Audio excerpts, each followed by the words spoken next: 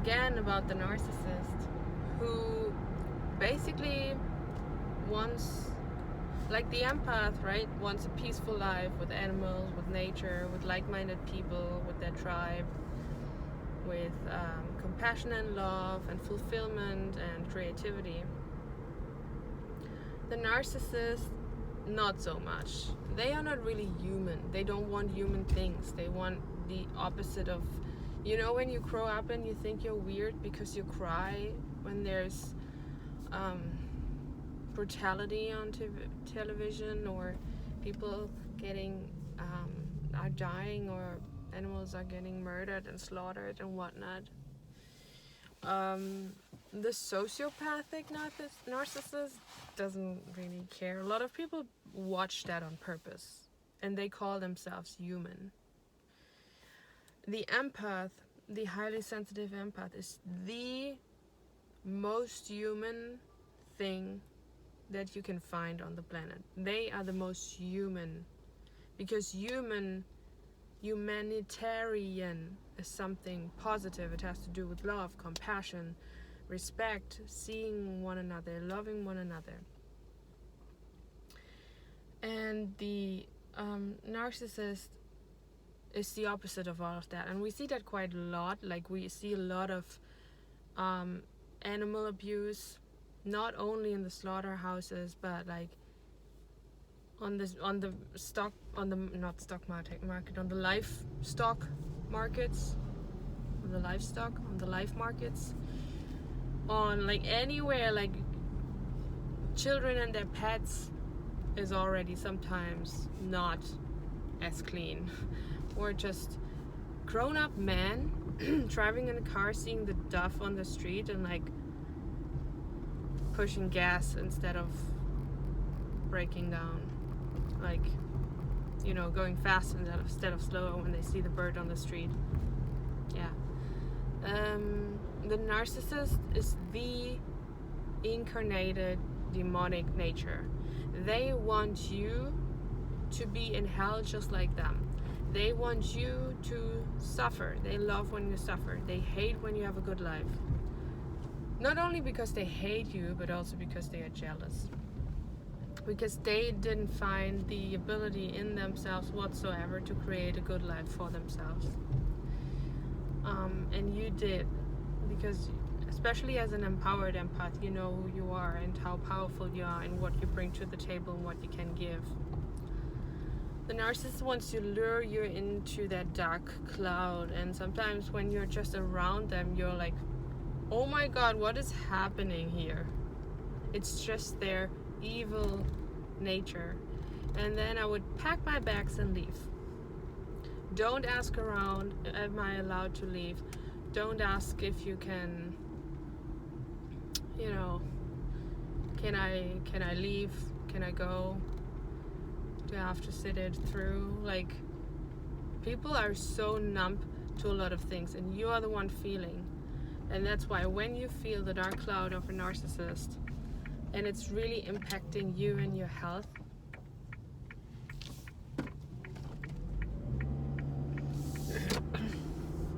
this is when you have to leave. Don't ask around for permission. Trust your intuition. You know exactly what you need. Don't ask other people for guidance in that.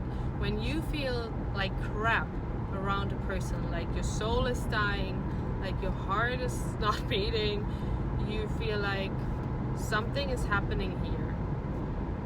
Especially if you did not do anything to the narcissist. They would talk their bullshit about how everyone is wrong and they are right, and you would always keep your silence. They would always gossip and you would keep your silence. They would always try to manipulate you, but you were like, no, not the right address. Wrong address, dude.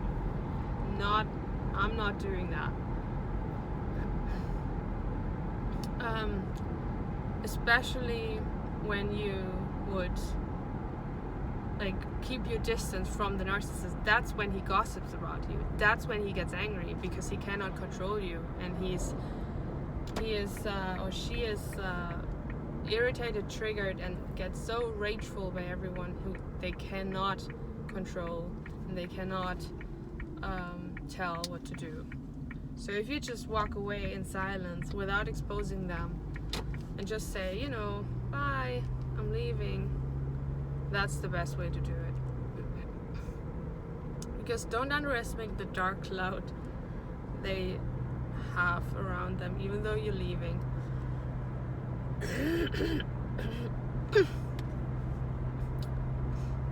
It's like sometimes people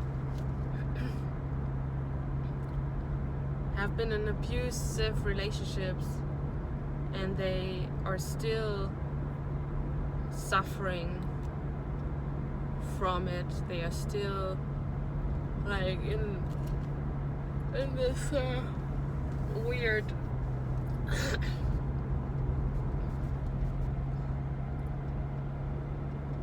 they are still in this weird fear state. They are still anxious. That's the narcissistic cloud, like someone who cannot move forward, that's the narc/lazy dark cloud of procrastination and fear and anxiety, and I cannot move on and I cannot move forward because my ex had such an impact on me. And the thing is, like, the moment you know, like, you know, usually we have several narcissists in our lives and encounter several narcissists because they are also like smart and witty and you cannot spot them right away. But if you can, don't go down that path. Don't go down that path of, oh, maybe I try, maybe I go there, maybe I try, maybe let's see, maybe I try to, you know, there's maybe some attachment onto you that keeps attracting narcissistic people. But the moment you have like this one encounter, for example, your first boyfriend was highly narcissistic and it took you months or even years to recover from that relationship, don't go back to the next narcissist. And it doesn't matter if they are your roommates, your flatmates, your housemates, your boss, like your colleagues even. I mean, with colleagues we can learn to set boundaries, but don't go back to a narcissistic sexual partner, for example. Sex with a narcissist?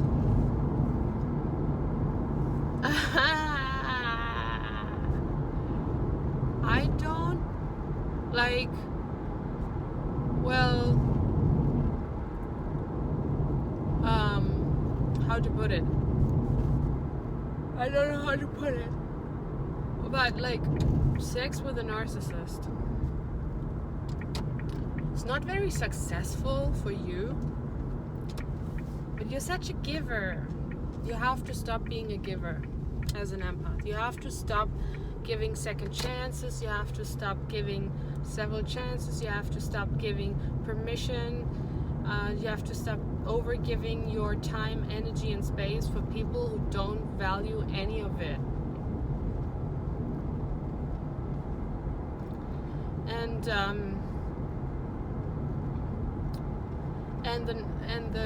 the narcissist loves that.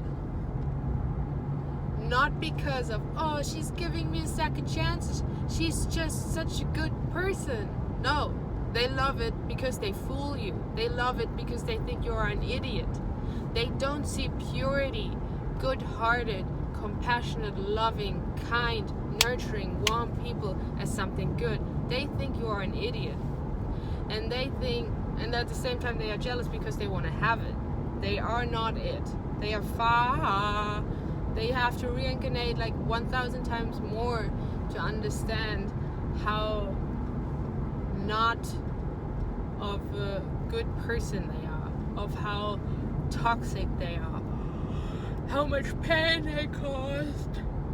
And they don't, you know, they love every good thing you do, not because they appreciate the good person that you are, but because they know how they can manipulate you more and treat you like shit more and use you more and dump you down more. That's why they love it. Not because you're such a good person and they love kindness. They love it because then they can fool you. Everyone who walks around who knows who they are. I'm Josie, I know who I am. I'm funny. I'm smart. I'm a good listener. I'm an empath. I love dogs. I love animals. I'm of service. I love to be of service. I love traveling. I love sports. I love running. I love yoga. I know who I am. I know that I'm funny. I know what I bring to the table. I'm empathic and I'm very loyal. And not everyone deserves that. Equally, like, you don't deserve everyone either. Like when somebody says, I'm really much more loyal than you, or I'm a giver, and you know, like, I'm not a giver. Or like, I tend to be a giver. I was a giver and I don't think I want to continue giving anymore because people just take. So I learned from that and said, I don't want to give anymore. I don't want to overgive anymore. And that's your right. That's actually really smart. Especially, what the fuck? Especially if you oh if you've done that a lot and you've been mistreated or taken advantage of.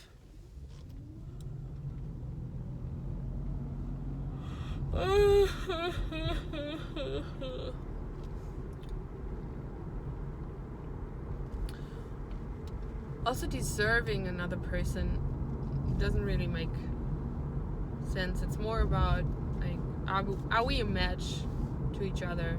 Can we complement each other? Because deserving, like, everyone is equal, but, you know, at the same time, not. Because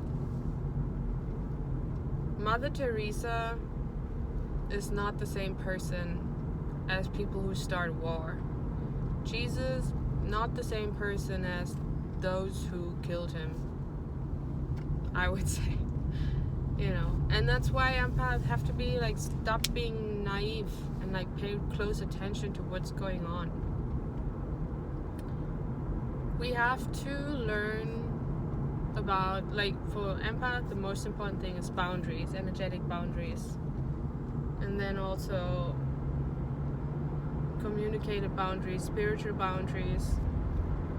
Like, you don't get to have my light boundaries. No, you don't get to have my soul.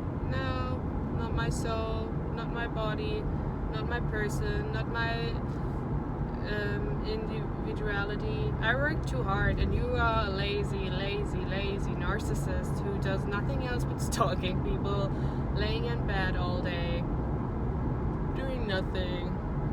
And when you do something, you feel like everyone has to praise you. Oh, like you've done something great. But I took care of my kids. Well, that is your job as a mother. But I cooked dinner. That is your job as a person in a relationship, or you also ate it. Like, narcissists come, like, the best example for me is still narcissists from cultures Islamic cultures, India, where women are not as equal, parts of India, parts of Islam, Iran, where women don't have the same rights, where women are less important, where women are less valued, where women are dangerous. You're dangerous with your hair and with your body because I cannot control my lust. That's why you are dangerous. That's narcissism right there. You have to put a lot of things around you so I don't feel lust. Narcissism right there. You have to wear ugly clothes and not show your body because I cannot control my sexuality. Narcissism right there. The whole world gets to be controlled, manipulated, and changed so I feel not tempted. I feel alright. I feel okay. I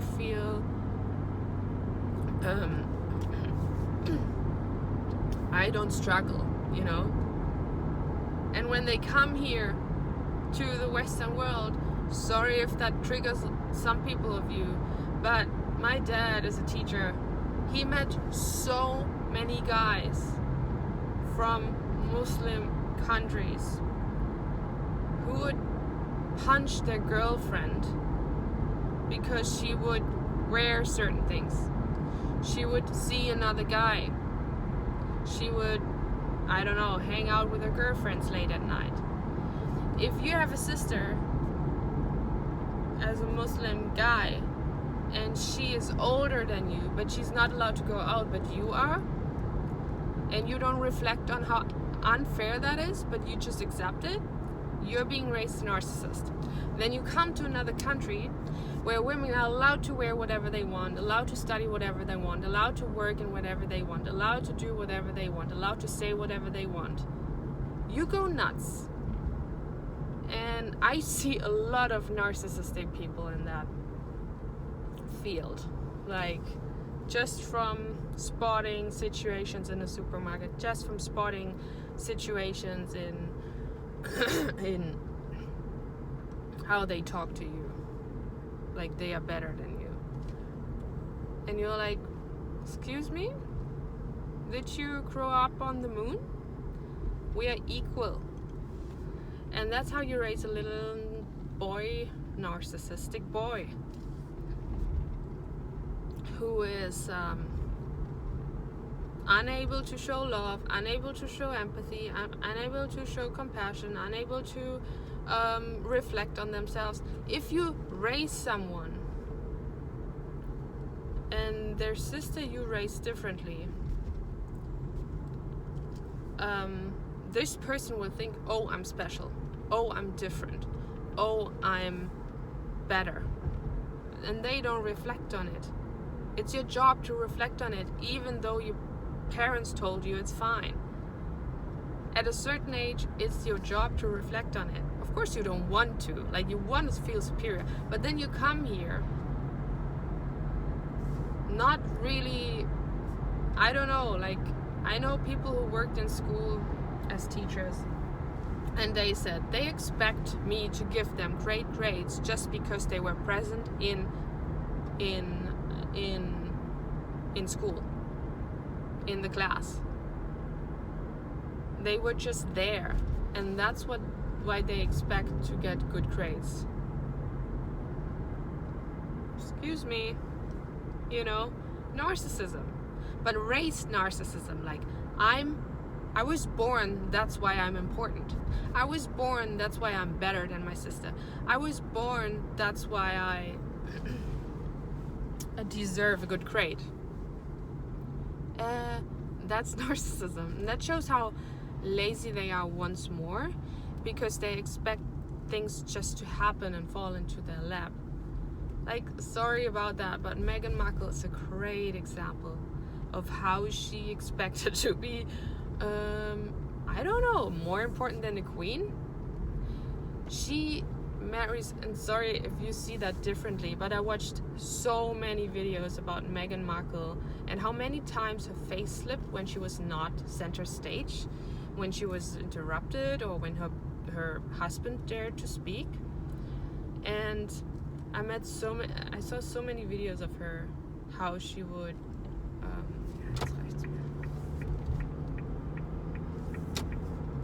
and how she would expect to be center stage, expect to just get money, expect to just be more important than the Queen, expect to, like, I don't know, be praised just for her presence, be praised for just her presence. You know, the Queen, I don't know how long she was serving the countries, and Prince William and Kate, and how much they do, and how they are constantly busy and hoping to support the country and hoping to support people, and how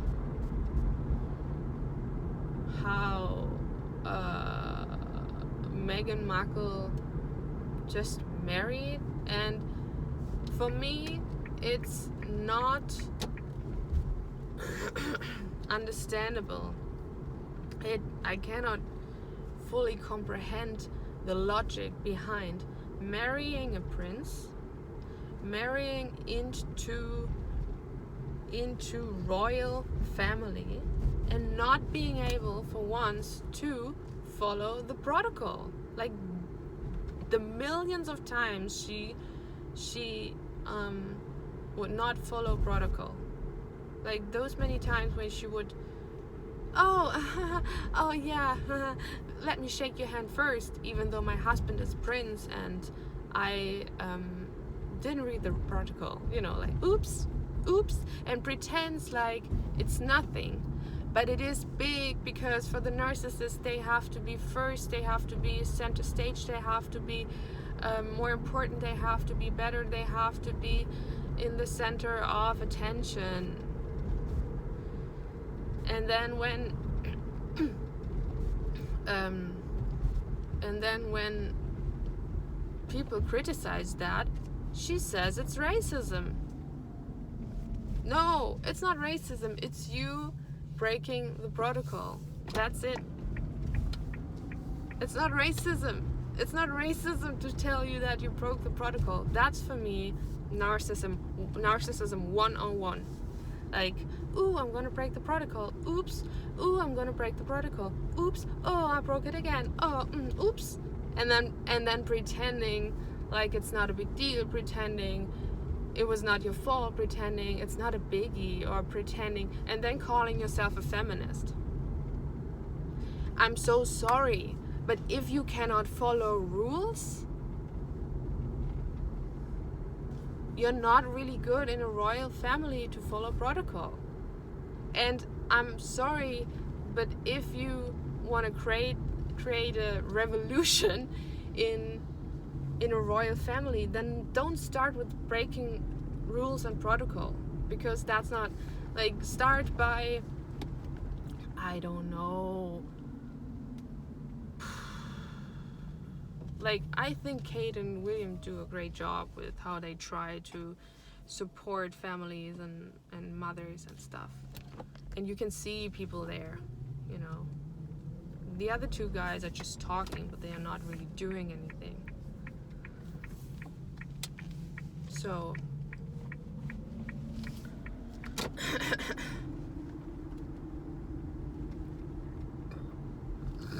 whoops. And it's not you do it once and then you apologize, and then people tell you, oh, that's the protocol, but you don't do it twice, 3, 5, 50 times and still pretend like, oops, I'm gonna go first. And you're like, why? Your husband is meant to go first. And if you cannot stand that, don't marry a prince. If you cannot look, there's this video of her. So I don't know how I got there, but she is I would consider her sociopathic sometimes, because she gets so angry and rageful when somebody else is in center. And there is a video of her and how she what happened.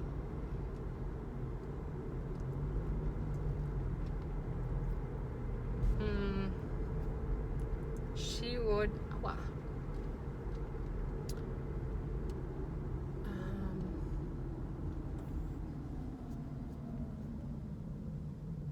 oh yeah, when they are in some kind of military happening, some celebration, and they're on the balcony, and then there's the national hymn or something, anthem, national anthem, and then she turns around to Harry and they start singing, everyone sings, and he says, turn around, and she turns around. And at first he says, look there, and she turns around again, looked so pissed, and then she turns around again, and he's like, look there, and her face, she wanted to punch something in that moment. It was not herself, it was someone. Yeah, so there you have it. Like, just follow protocol. Not possible. Narcissists cannot follow rules. They cannot recycle. They cannot clean on the day they are meant to clean when you live with them. They cannot follow the protocol. They don't have manners. They're really, really, really just naughty, dirty people who shouldn't be on earth. Yeah. But that's it. Bye.